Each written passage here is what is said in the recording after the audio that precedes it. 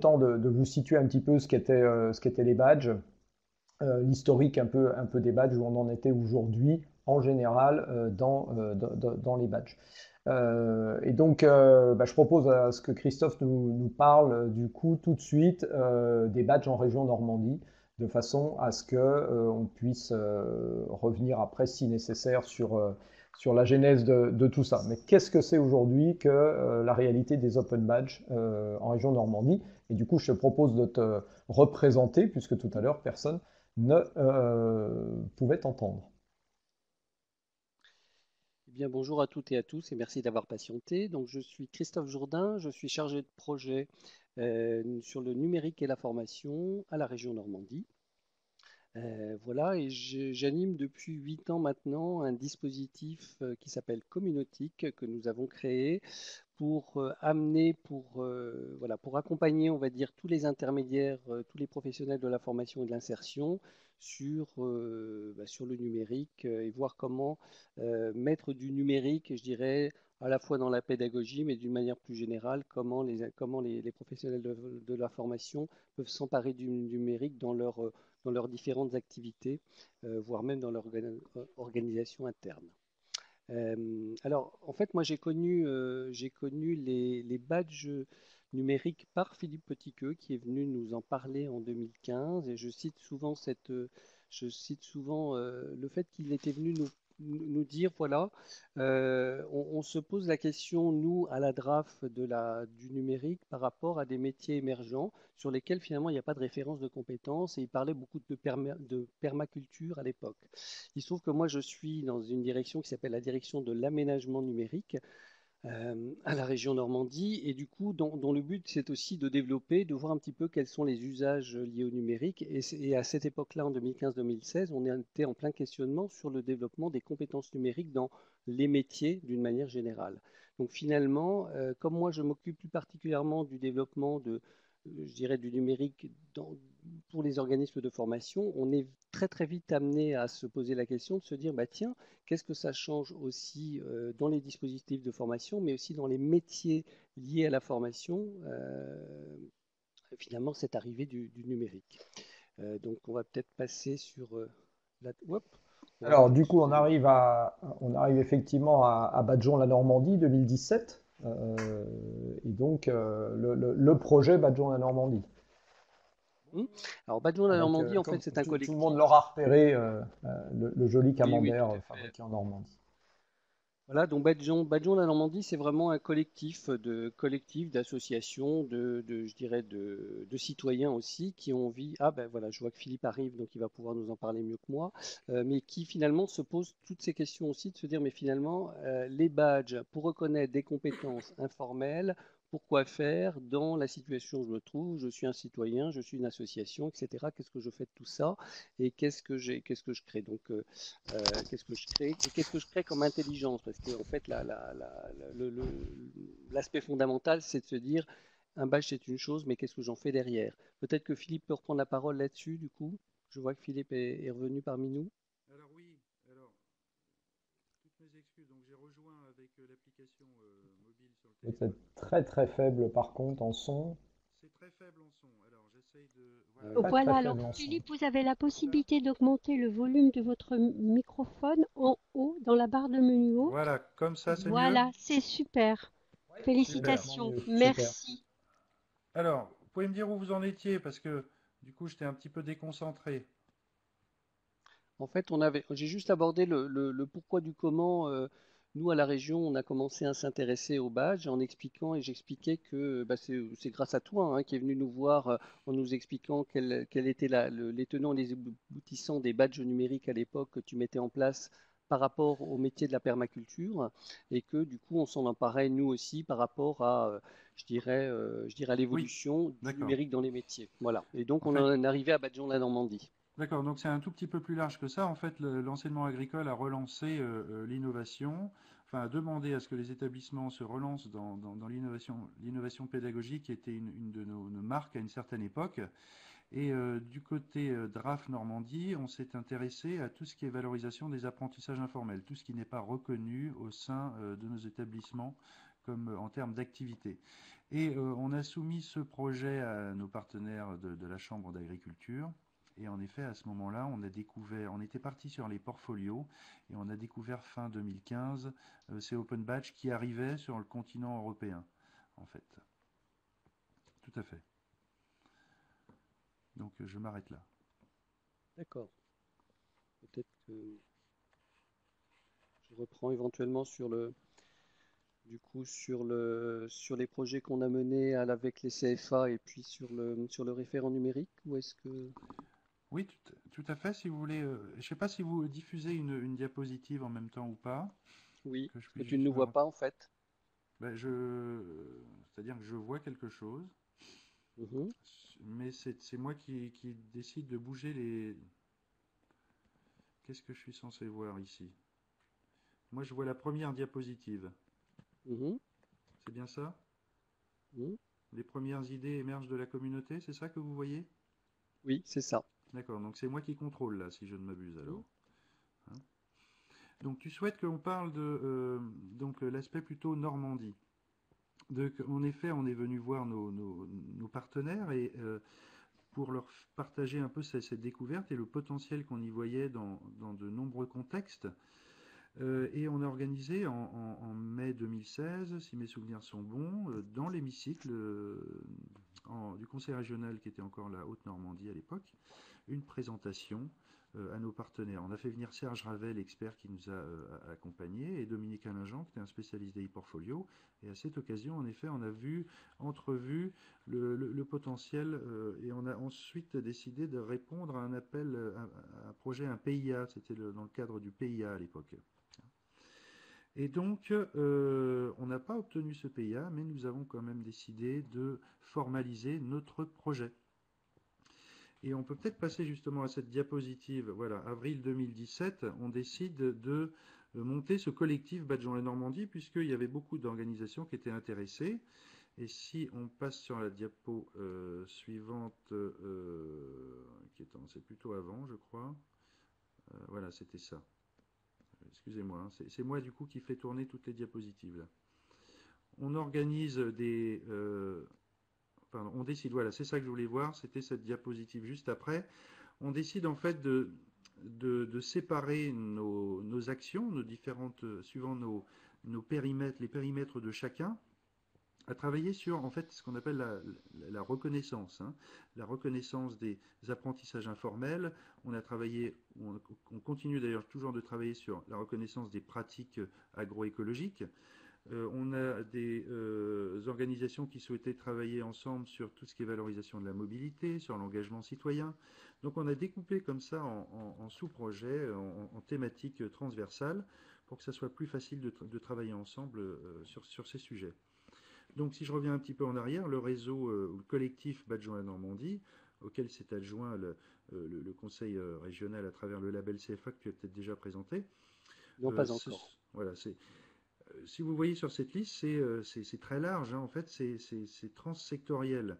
Les Open Badges, de par leurs fonctions qui permettent de valoriser, d'identifier, d'attester, ont trouvé un écho chez toutes ces organisations qui nous ont rejoints. Donc l'éducation populaire, des organismes de formation qui souhaitaient valoriser tout ce qui est compétences transversales, les organisations qui accompagnent les personnes dans leur insertion, personnes qui souhaitaient travailler sur tout ce qui est employabilité, etc. Donc, Badgeons la Normandie, ça a eu un écho. On a eu en plus la chance d'avoir l'université de Caen qui avait démarré une expérimentation aussi, et puis le Dôme, le monde des Fab Labs, qui cherchait justement depuis longtemps un moyen de valoriser tout ce que leur public venait apprendre dans ces tiers-lieux. Voilà, j'ai peut-être déjà trop parlé. Peut-être que tu peux présenter du coup le label CFA, à moins que tu l'aies déjà fait, Christophe. Alors, on va repasser la parole à Christophe justement pour dire pourquoi la région Normandie s'est intéressée aux Open Badges. Alors, comme je le disais tout à l'heure, en fait, moi je fais partie d'une direction d'aménagement numérique, donc on s'intéresse particulièrement à l'évolution des usages du numérique, mais aussi de ce que le numérique crée parmi les métiers. Alors, c'est toi qui gères les diapos, Tu as un Jean-Luc? bouton en bas, hein, en bas à gauche, tu as des petites flèches normalement. Ah d'accord, excuse-moi. Voilà, donc, et donc on est, ben, comme Philippe le disait tout à l'heure, on est aussi sur toutes les compétences numériques, mais non identifiées qui donnent au métier de véritables plus-values. Donc je voyais une petite question tout à l'heure qui disait, vous pouvez nous parler des métiers. Il y a 4-5 ans, on travaillait beaucoup sur l'émergence des métiers comme ingénieur smart grid ou tous les métiers liés à la donnée. Alors aujourd'hui, ce ne sont plus des métiers en émergence, hein, data analyst, etc. On a des référentiels, voilà. Mais à l'époque, on avait vraiment des métiers typiquement du numérique qui apparaissaient. On se disait, tiens, mais comment se former? Est-ce qu'il y a des compétences particulières, etc. Et puis, alors, ça, je parle des métiers du numérique, mais il y avait des métiers, on va dire, plus traditionnels auxquels on s'est aussi attaché, hein. Je suis fleuriste, j'étais fleuriste en 2000. Qu'est-ce que ça veut dire d'être fleuriste aujourd'hui en 2001? Est-ce qu'il faut que je sache faire du e-commerce? Est-ce qu'il faut que je sache animer une page Facebook, etc.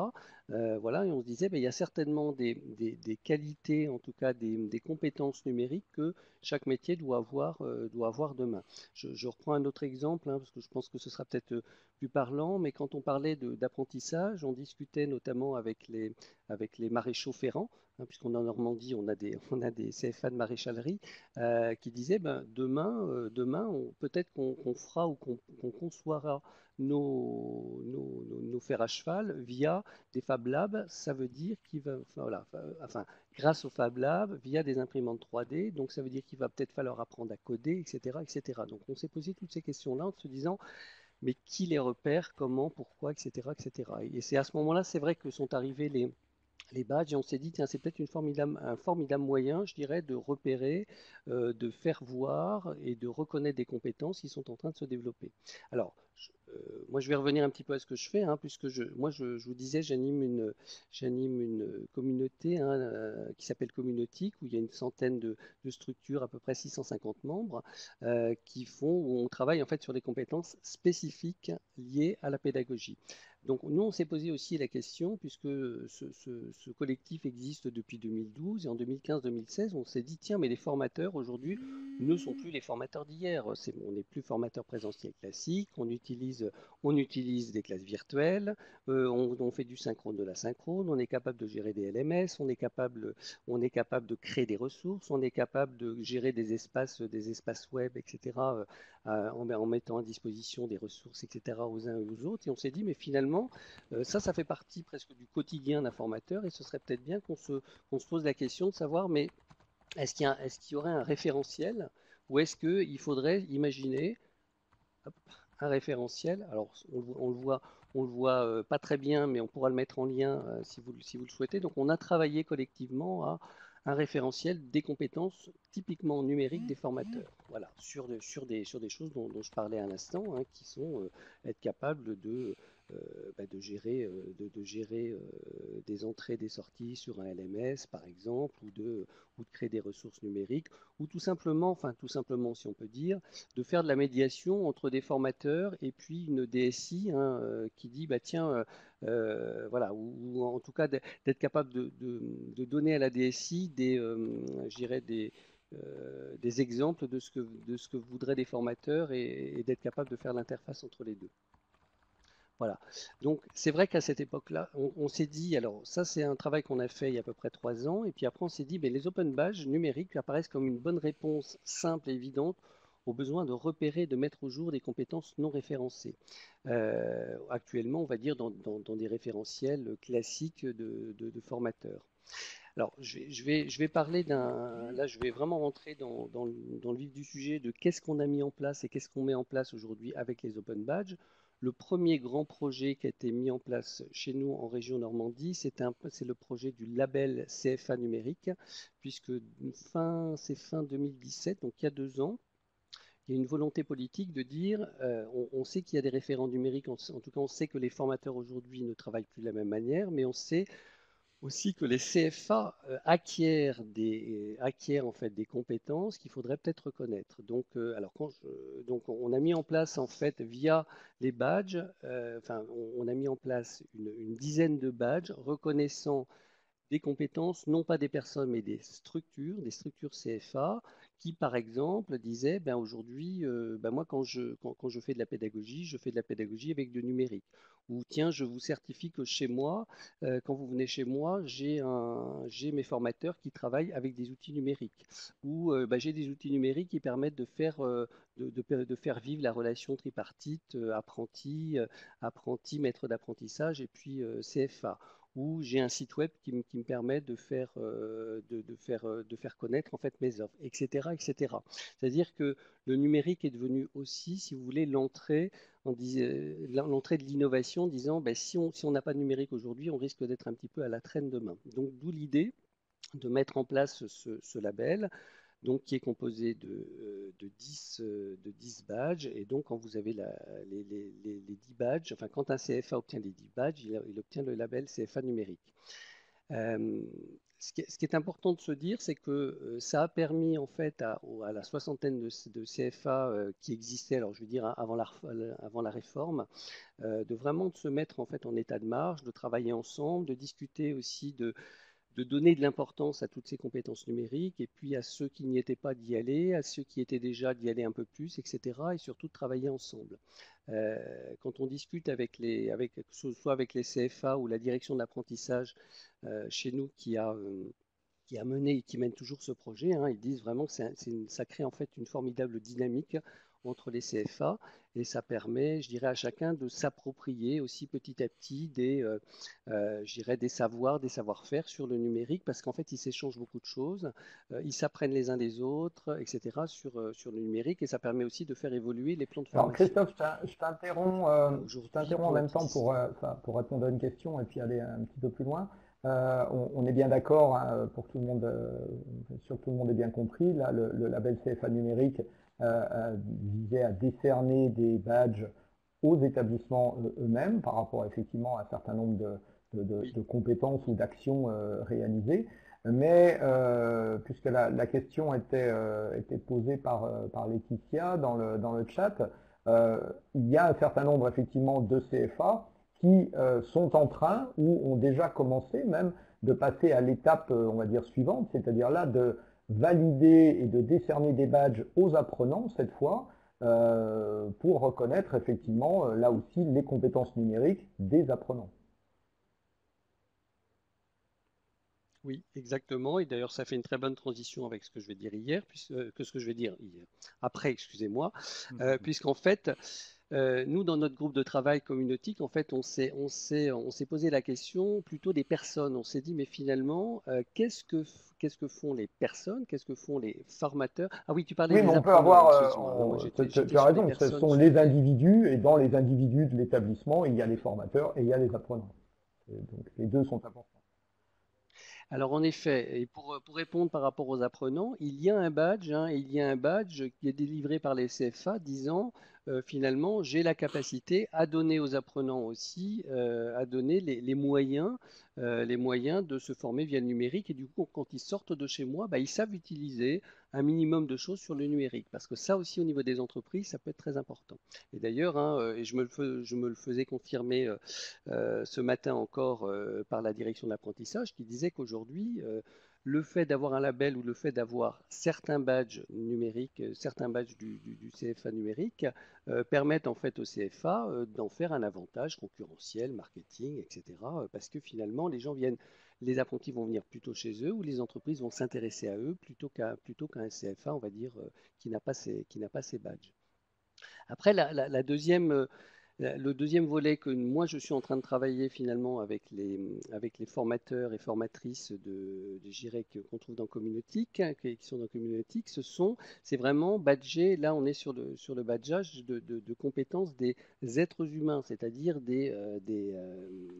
voilà, des formateurs et des formatrices. Donc là, on a fait un travail à partir du référentiel que je vous ai montré juste avant.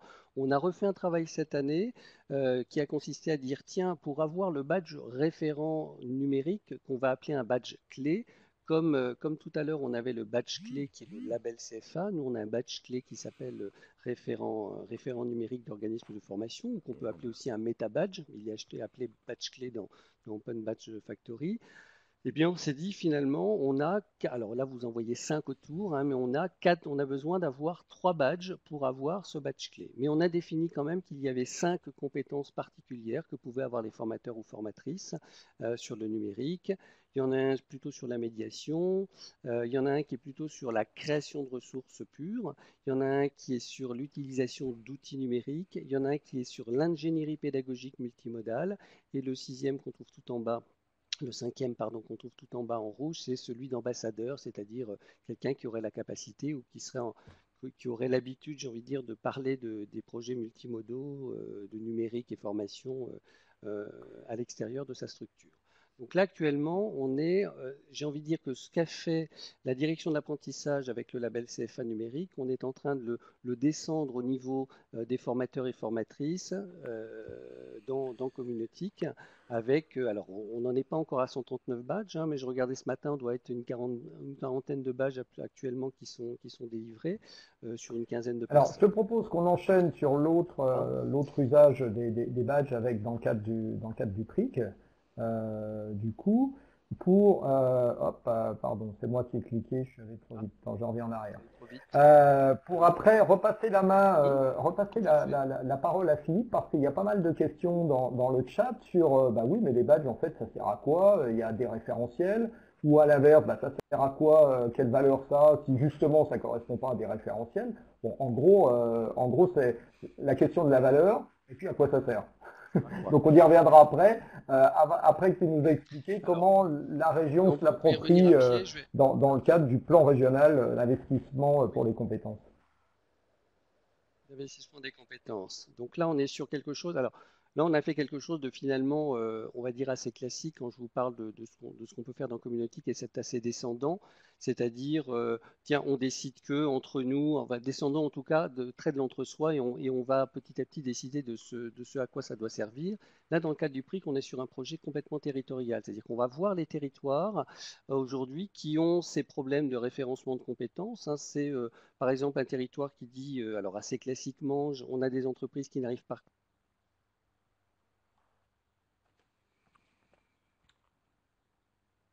Ah, je n'entends plus. Christophe, on t'entend plus. On a perdu le son chez toi. Décidément, on a des problèmes de son aujourd'hui. Hein. Non. Alors, on a Mais perdu je crois qu'il avait Christophe. dépassé son quota. Allô, est-ce que vous m'entendez là? Oui, on vous entend à Est-ce que vous nouveau. m'entendez? D'accord, je suis désolé.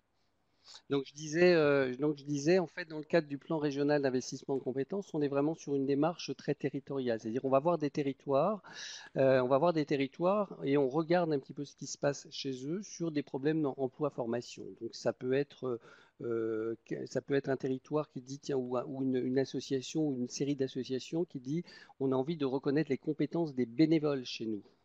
Voilà, donc on va travailler avec eux, on va regarder un petit peu ce qu'il ressort chez eux de ces compétences des bénévoles sur l'illettrisme, médiation illettrisme, d'autres qui vont travailler sur la rencontre entre des besoins d'entreprise et des besoins voilà, de demandeurs d'emploi, etc. Et là, on est plutôt à partir des besoins, de comment est-ce qu'on fait matcher, je dirais, des besoins d'emploi et des compétences existantes, comment est-ce qu'on peut créer les badges ou les méta-badges qui seraient suffisamment transversaux pour que ce qui se passe dans la Manche soit aussi valable en Seine-Maritime ou on va dire dans un autre département. Donc là, on est sur quelque chose où on part vraiment du terrain. Et on va revenir, si vous voulez, un petit peu plus haut en disant la région finalement va méta-badger, si on peut dire, certains badges en disant finalement on prend le plus grand commun dénominateur et on se dit tiens, là, il y a des compétences qui sont transversales et qui peuvent être intéressantes pour différentes entreprises. Voilà. Donc j'en dirai pas plus sur ces projets-là. Alors, peut-être que je commence peut-être à répondre aux questions de à quoi ça sert et pourquoi, etc. On se pose toutes ces questions. Pardon, j'avais coupé mon micro. Entre toi et Philippe, effectivement, essayer de répondre à ces questions. À quoi ça sert s'il y a déjà des référentiels, il pourrait y avoir peut-être des dispositifs. Quelqu'un parlait de TOSA, par exemple, tout à l'heure, je ne sais pas pourquoi. Enfin, pourquoi pas, plutôt. Ou alors, s'il n'y a pas de référentiel, en fait, qu'est-ce que reconnaît un badge et quelle est la valeur de ce badge au-delà de l'institution, peut-être en dehors des murs de l'institution qui l'a décerné. Qu'est-ce qui répond en premier? Christophe, tu veux répondre? Je veux bien. Alors, nous, on part nous, on part enfin, pas du principe, mais on regarde finalement ce que l'on reconnaît aujourd'hui. On n'a pas de référentiel. Je dis pas que on n'est pas, parce on est sur des micro-compétences parfois. On est sur des micro-compétences et on n'est pas sur un TOSA, on n'est pas sur un CLEA complet, etc. On est vraiment sur des petites briques comme ça, parfois des petites briques qui n'ont rien à voir les unes avec les autres, et en se disant, voilà, on va essayer de reconnaître ça. Alors, l'idée, la première, c'est de se reconnaître entre soi, c'est-à-dire se dire finalement entre formateurs, entre formatrices, c'est intéressant de se dire mais comment est-ce qu'on monte en compétences? Aujourd'hui, quand je discute avec moi je reparle beaucoup des formateurs et formatrices, hein. Quand je discute avec eux, ils me disent bah, finalement on se débrouille à droite à gauche pour essayer de monter en compétences, on n'a pas toujours les formations qui vont bien au moment où on le voudrait, mais finalement si on avait un système peut-être de repérage entre pairs sur tiens, tu as tel badge, ça m'intéresse de l'avoir, tiens, qu'est-ce que tu y fais exactement? Parce que moi, ça me manque, etc. Ou alors, tiens, ce serait peut-être bien que dans mon équipe, j'ai quelqu'un qui ait ce badge-là, etc. Eh bien, ça permet finalement de faire du pair à pair, si vous voulez. Voilà. Et de trouver peut-être des situations tout à fait informelles aussi de formation. On sait tous que, alors les chiffres sont jamais les mêmes selon les personnes, mais qu'on apprend 70, certains disent 90% de ce qu'on apprend dans la vie, on l'apprend de manière informelle. C'est une manière aussi de se dire, tiens, cet informel, parfois, alors on le reformalise un petit peu, en tout cas, on permet de dire, tiens, il y a entre pairs, il y a la possibilité de se former ou en tout cas de se faire connaître. Ça, voilà, ça c'est la première étape. Mais il y aura la deuxième étape qui est de se dire, une fois qu'entre formateurs, on sait, voilà, on est monté en compétences, c'est peut-être aussi de se dire, demain, je regarde comment les apprenants apprennent, qu'est-ce que veulent les apprenants, ou alors les CFA, comment réagissent les entreprises, et de se dire, il faut absolument que l'écosystème reconnaisse l'ensemble en se disant, tiens, on a besoin d'avoir des compétences l'entreprise a besoin d'avoir des compétences très très particulières et qu'elle va venir non pas chercher, mais elle va peut-être créer ses badges aussi en disant tiens, j'aimerais bien que cette compétence-là soit reconnue ou en tout cas soit connue. En tout cas, si vous trouvez quelqu'un qui a cette compétence-là, ça m'intéresse. Je laisse Philippe répondre de son côté. Ah, je suis en souffrance, Christophe, parce que j'entends ta voix de façon coupée. J'entends syllabe après syllabe. Je ne sais pas ce que c'est, mais bon, j'ai compris à peu près ce que tu as dit. Enfin, à peu près. Donc, je vais peut-être répondre à la question, qu'est-ce que peuvent reconnaître les Open Badges? Parce que je vois quelques questions qui passent dans le chat, et surtout, pourquoi alors que utiliser les badges alors qu'on a déjà d'autres certificats, ou etc. Ben justement, les badges ont été inventés pour permettre d'attester ou de rendre visible tout ce qui n'est pas reconnu par des diplômes, des certificats ou autres reconnaissances formelles. Et l'idée est partie justement d'une communauté en 2010, c'est la communauté Mozilla qui a créé Firefox par exemple.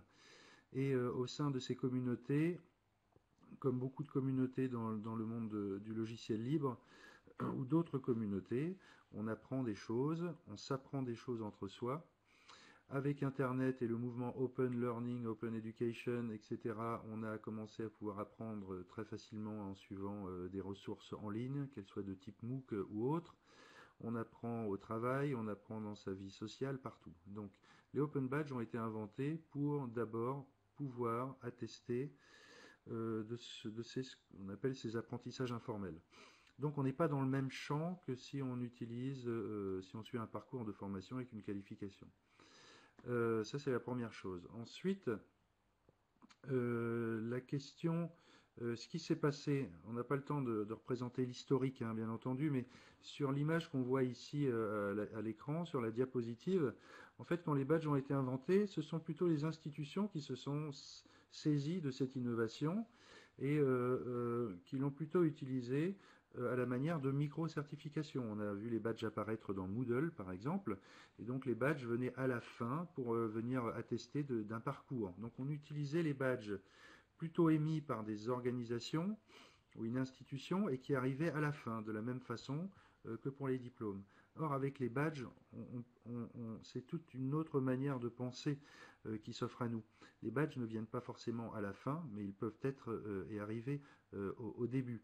Alors, j'ai peut-être pas le temps beaucoup de développer ce sujet, mais à travers les diapositives suivantes, je voulais vous montrer que, si tu peux passer, Jean-Luc, la diapositive suivante, voilà, donc les premiers usages qu'on a ici sont des usages où le badge est délivré après quelque chose, et puis après on l'affiche soit sur les réseaux sociaux, soit sur une page web, un CV numérique, et puis on attend de voir ce qui se passe. Peut-être qu'un employeur va voir le badge et puis nous proposer un job. Ça, c'était vraiment les premiers usages. Donc il y a d'ailleurs eu pas mal de déceptions suite à ces premiers usages, puisque passer l'effet de mode et dire c'est super les badges, on s'est rendu compte que si on ne pensait pas à l'après du badge, par exemple aussi, ou si on ne pensait pas en amont à le construire avec les bénéficiaires, eh bien on passait à côté de beaucoup de choses. Donc, diapo suivante, s'il te plaît Jean-Luc,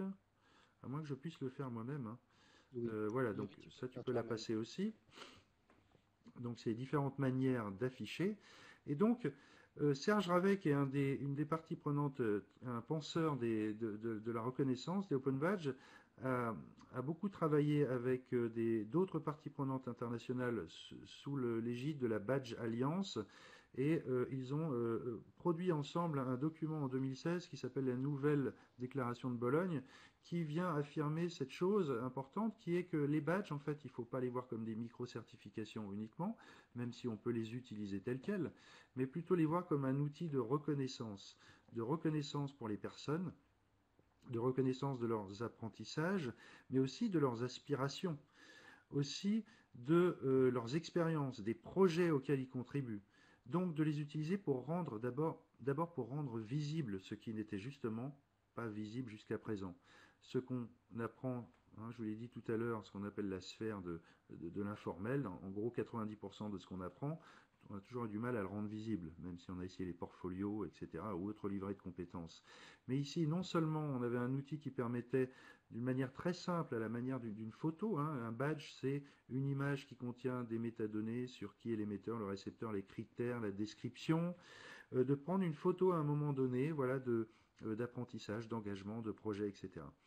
Et donc, Serge Ravet a dit qu'il faut voir au niveau de le badge, le voir comme un outil au niveau de la reconnaissance, et voir quand on utilise les badges, essayer de ne pas être dans le cadran en bas à gauche, là, qui est la normalisation. Hein, c'est-à-dire d'utiliser et de mettre en œuvre des badges comme on le fait déjà avec nos diplômes. Parce que sinon, pour les bénéficiaires, ils n'auront aucun intérêt. Mais plutôt de travailler sur la partie en haut à droite, qui est que les badges soient vus comme des points de départ.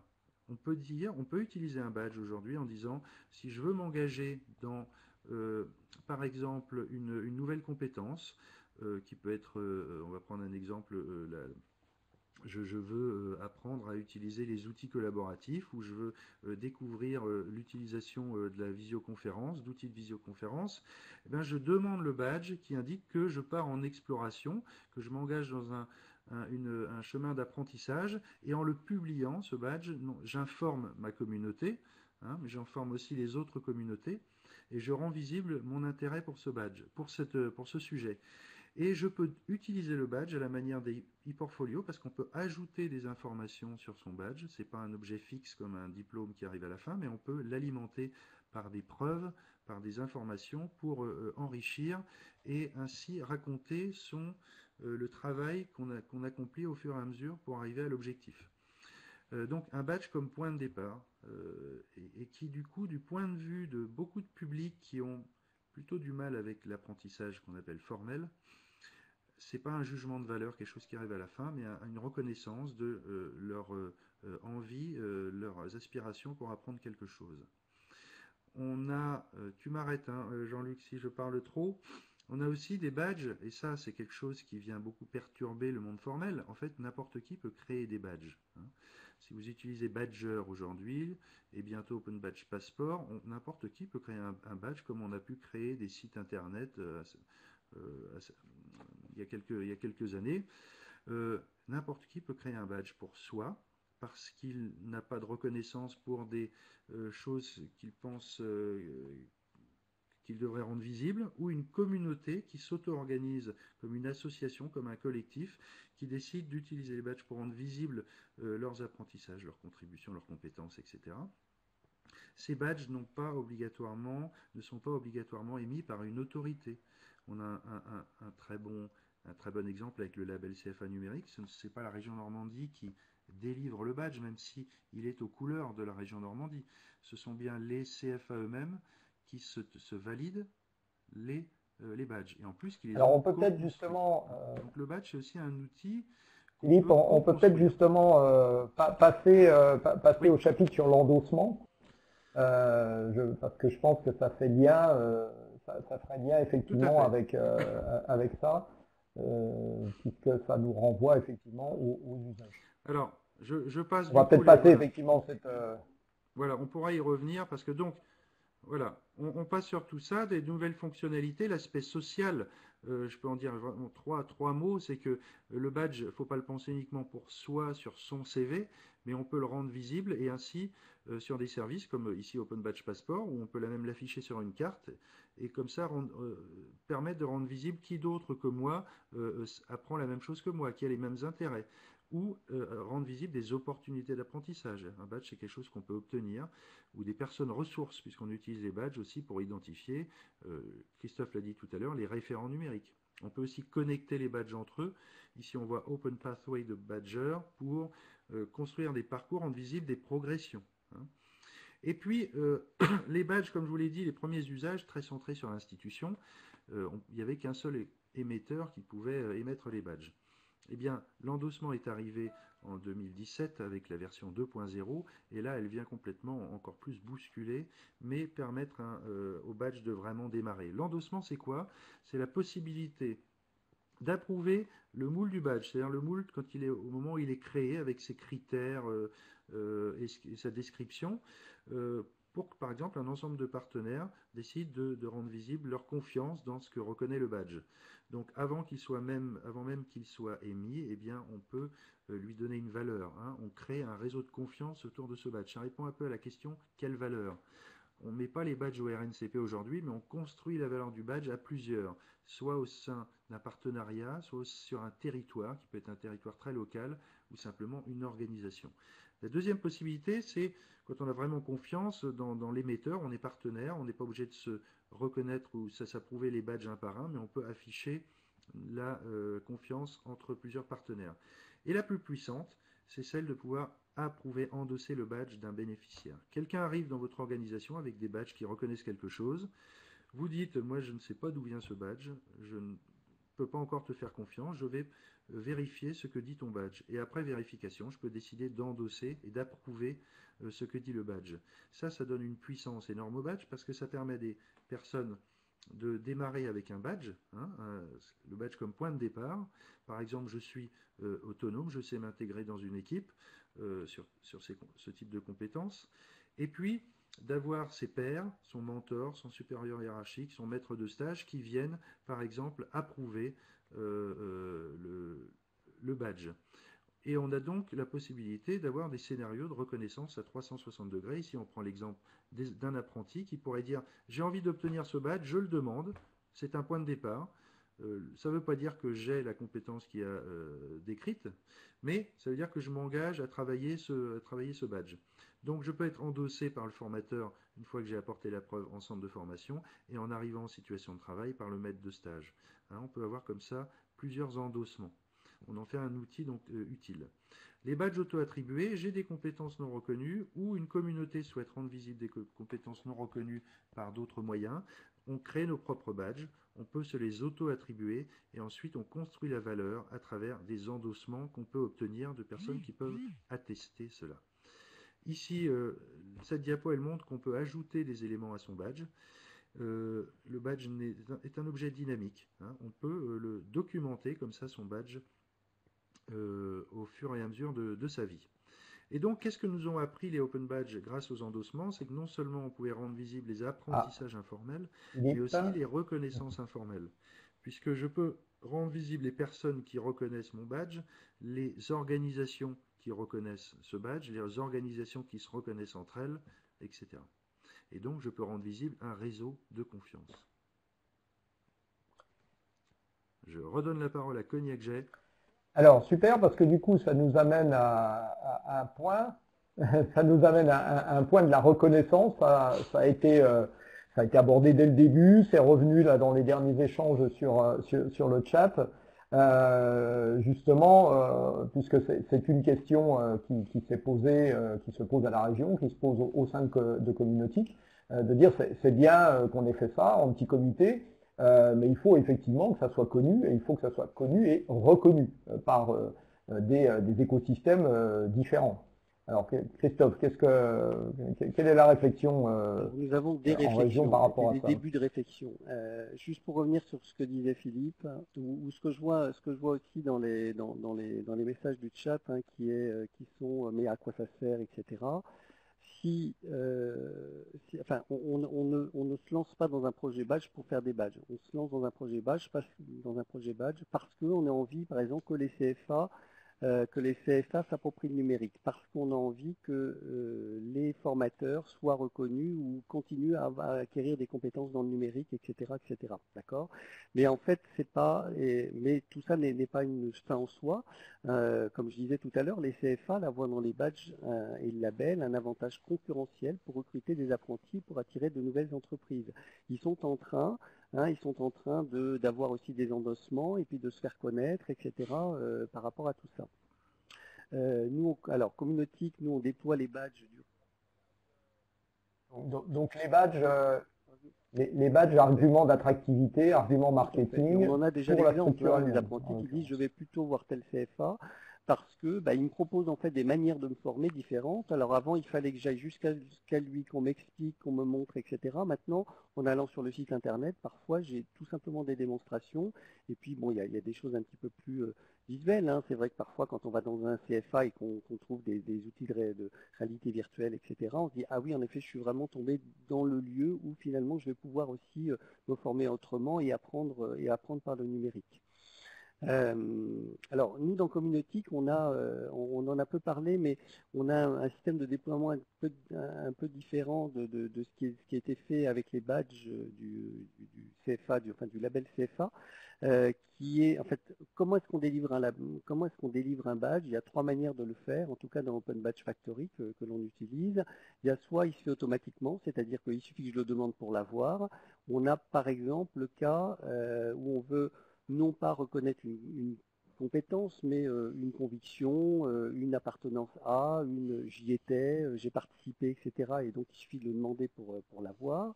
Il y a le premier qui est assez utilisé, qui est finalement vis-à-vis d'un jury d'examen, c'est-à-dire je reconnais des compétences et par exemple l'ensemble des CFA, comme disait Philippe, l'ensemble des CFA, finalement il y a 3-4 CFA qui se réunissent et qui décident si telle demande est valable ou pas, est valide ou pas. Voilà, donc il y a un jury en fait qui décide tous les 2 mois, tous les 3 mois.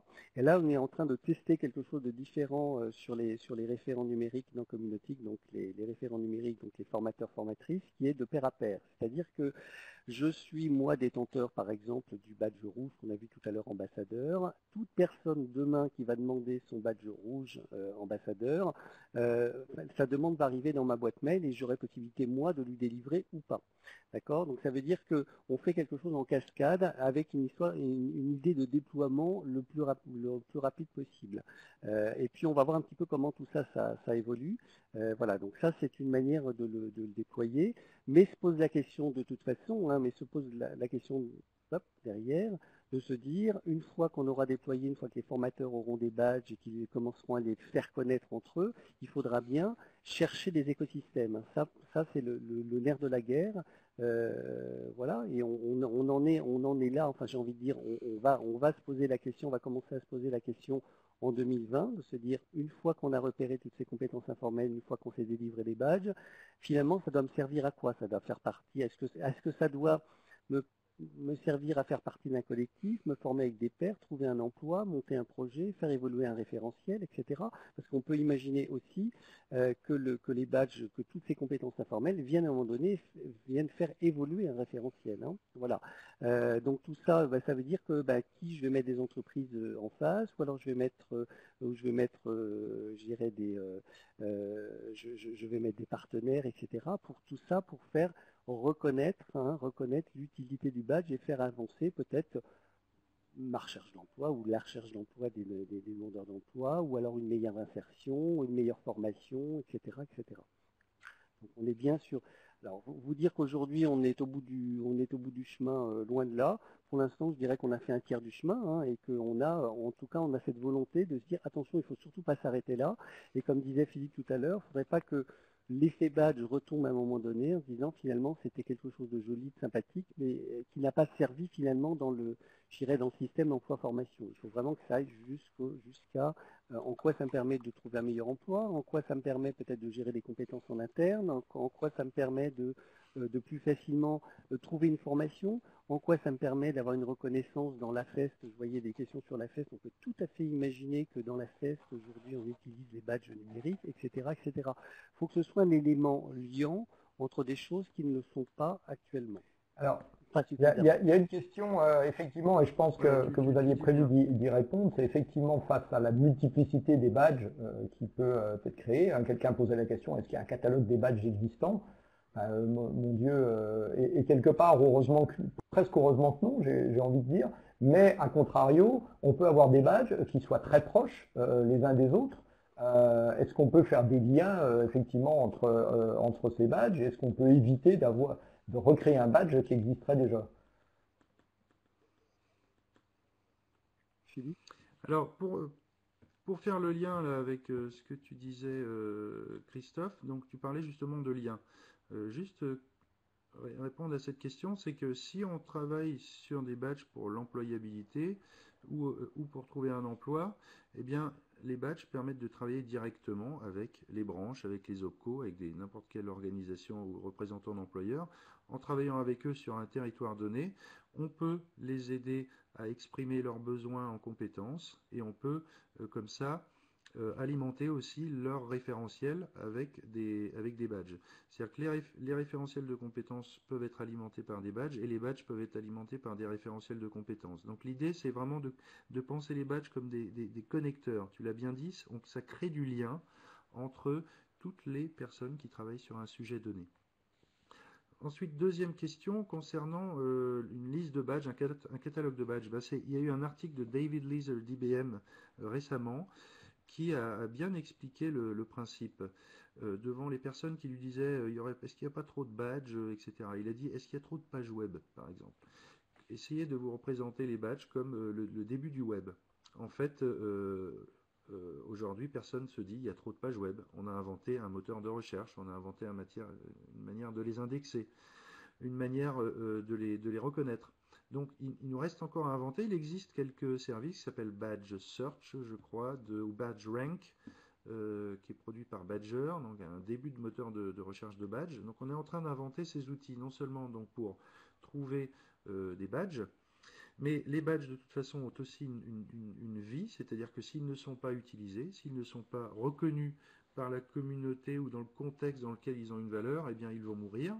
Et à la question si on a des badges qui sont un peu proches ou identiques, là, pour l'instant, on n'a pas encore de réponse précise, mais on travaille, par exemple, déjà, je me permets de passer à la diapo que vous allez voir ici.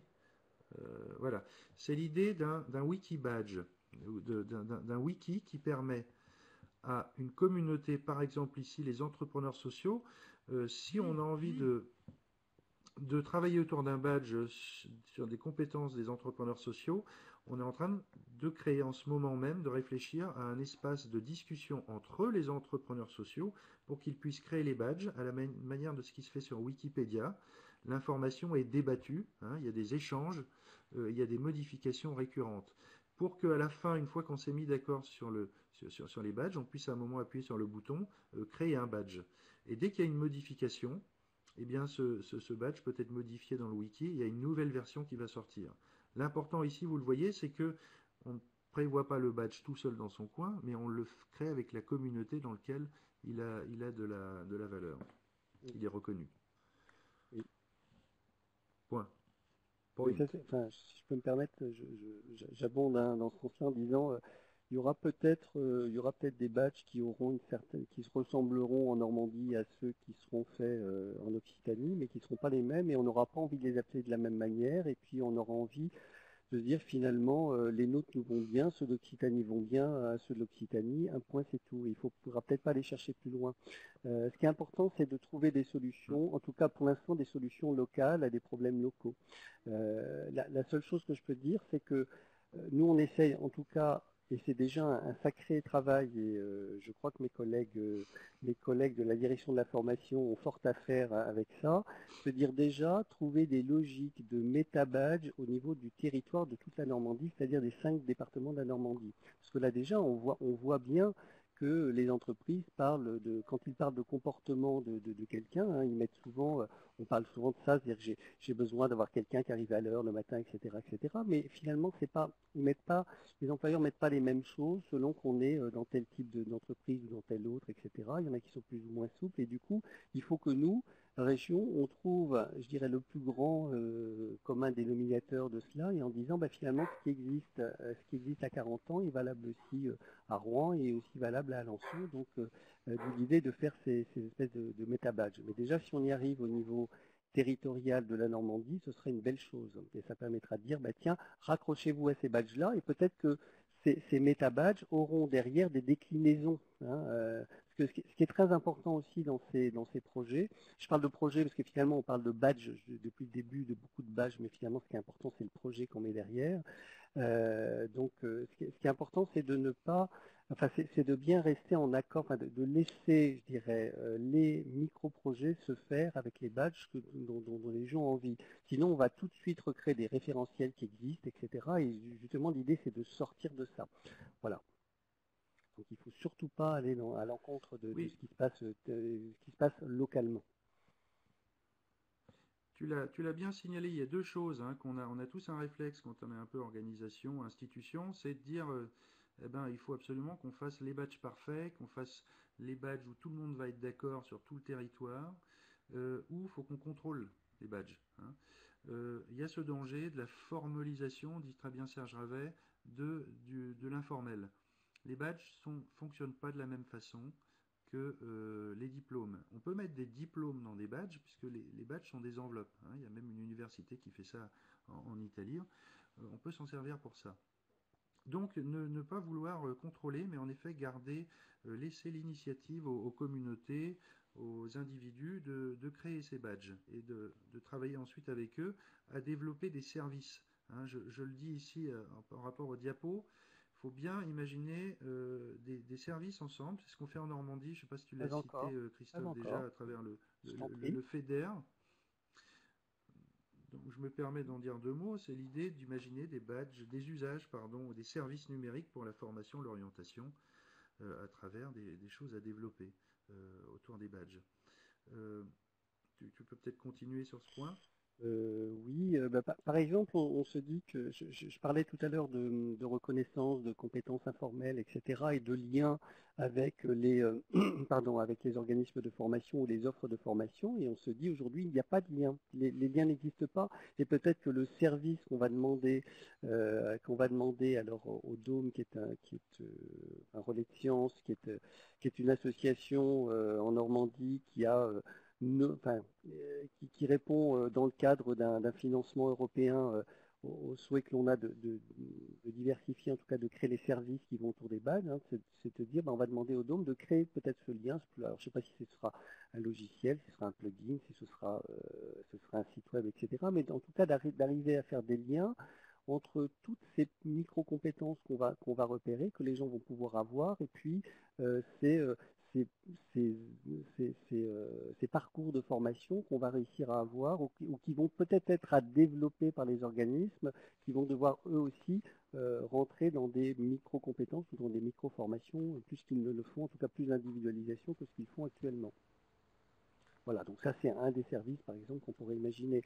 Hein, mais il y a un des services qui a été développé, mais là directement par Open Badge Factory, c'est dernièrement qui a été mis en ligne, hein, c'est de se dire il faut qu'on puisse se repérer de pair à pair.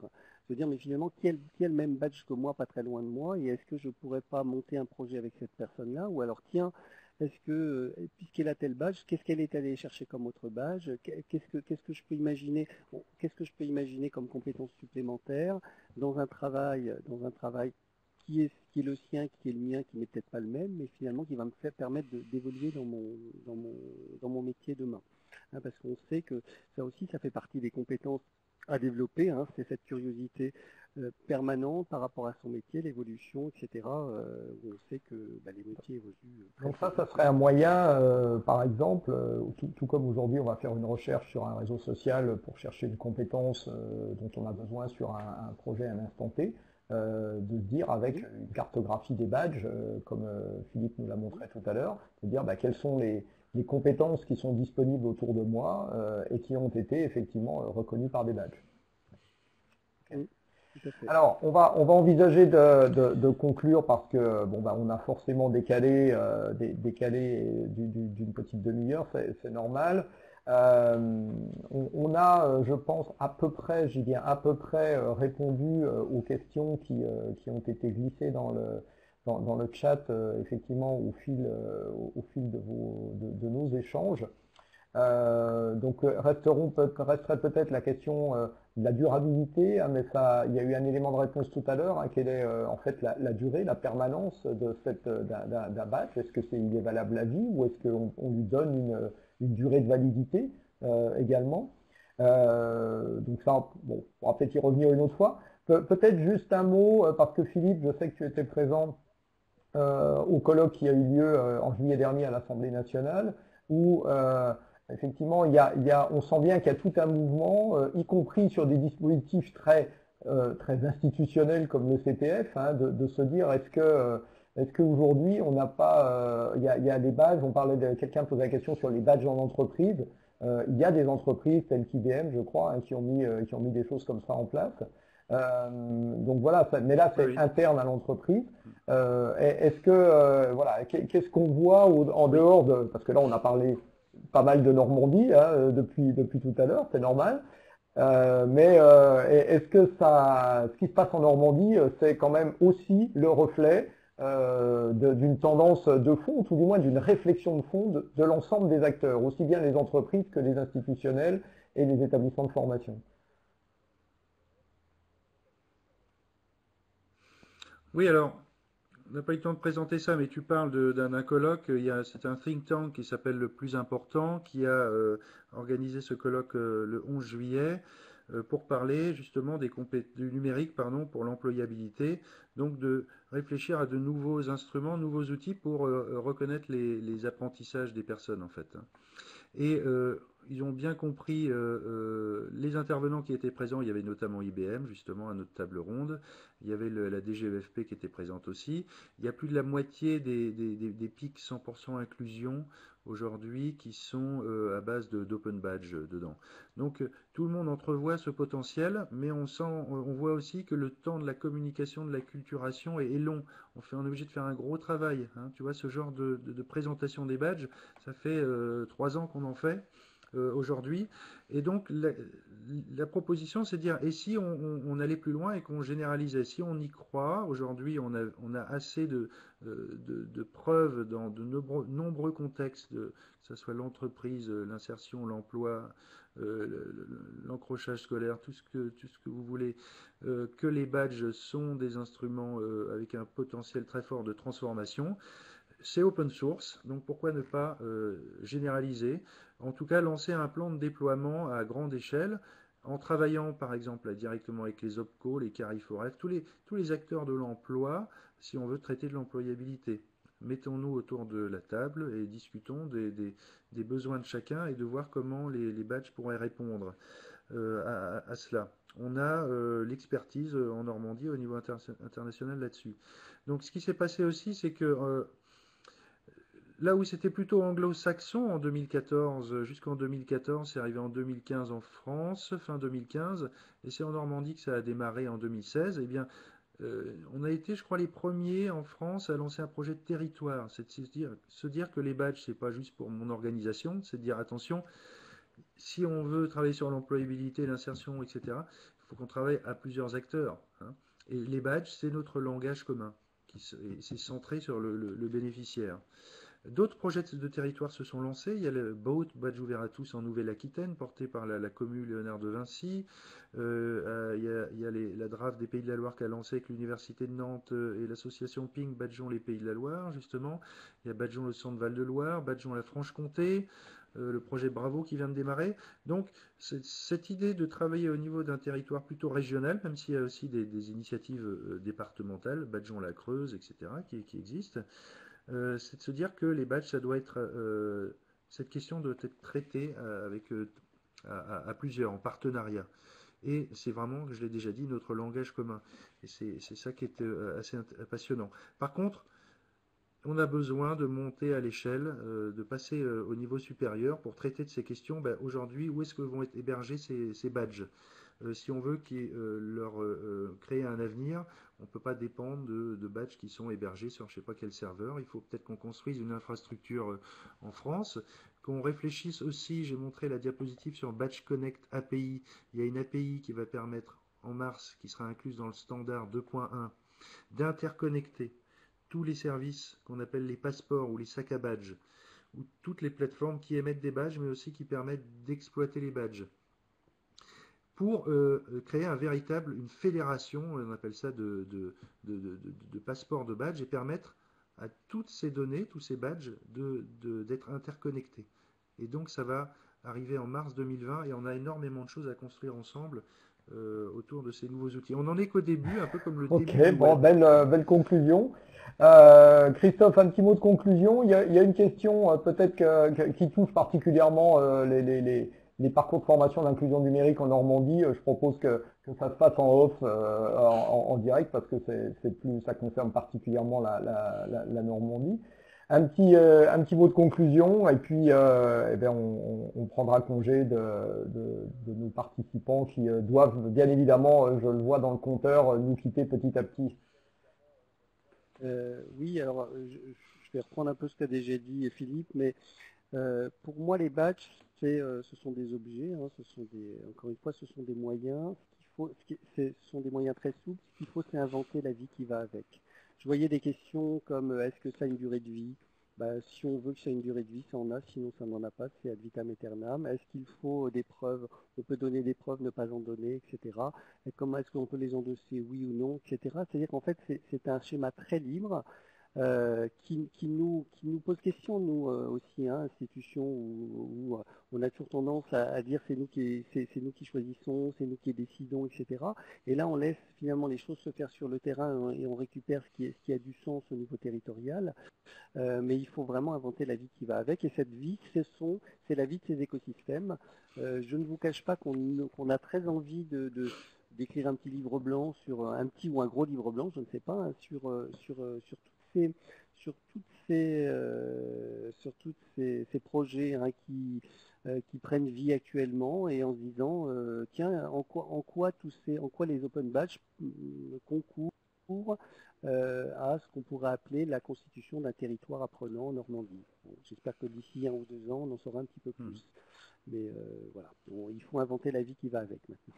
Ok, voilà, une belle conclusion. Merci. Alors juste très rapidement, parce qu'il faut qu'on conclue, Philippe. Je conclus juste pour donner rendez-vous en Normandie à ceux qui le souhaitent. On va organiser avec Badgeons la Normandie le 28 avril une rencontre avec les employeurs sur ce sujet, hein. Donc parler directement avec les représentants des employeurs et tous les acteurs associés autour d'usage des badges pour l'emploi. Et je donne aussi rendez-vous en octobre à la conférence EPIC de Lille du 26 au 28 octobre. EPIC, c'est un cycle de conférences, notamment sur les open badges, conférence internationale, 26 au 28 octobre. Si vous êtes passionné, rejoignez-nous pour venir découvrir des témoignages des experts et contribuer à nos réflexions. Merci à toutes et à tous qui nous avaient écoutés, qui avaient patienté malgré nos petits soucis techniques. Et merci à nos deux intervenants, Philippe et Christophe aussi, d'avoir persévéré pour pouvoir se joindre à cette webconférence. Voilà, si vous avez le temps, il y a un petit lien qui s'est affiché pour vous donner votre avis, éviter le critère technique. Et puis, j'espère que le sujet lui-même vous aura passionné. Il y a encore beaucoup de choses à dire et donc je pense qu'on se reverra, qu'on aura reparlé de tout ça sous cette forme-là ou sous une autre. À très bientôt et bonne fête de fin d'année à tous. Merci beaucoup. Au revoir à tous.